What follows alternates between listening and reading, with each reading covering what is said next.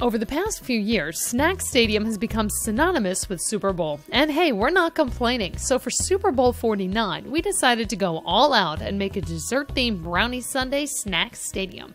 The most exciting part about this chocolatey creation is that it's actually really easy to make. Step 1. Bake a batch of your favorite brownies in a 9 by 13 inch pan. Step 2. Dye regular vanilla icing green and spread over the brownies, top with green sanding sugar. Step 3. Pipe on white frosting field lines. Step 4. Make the stands. We used mini loaf pans and filled them with chocolate chips, marshmallows, sprinkles, and mini Oreos. Step 5. Now for candy. For the perimeter of the stadium, fill cups with your favorite candies and sundae toppers. Add whipped cream and chocolate sauce for good measure. Step 6. For an extra festive field, add gummy bear players and licorice goalposts. Use small pieces of licorice and toothpicks as the posts.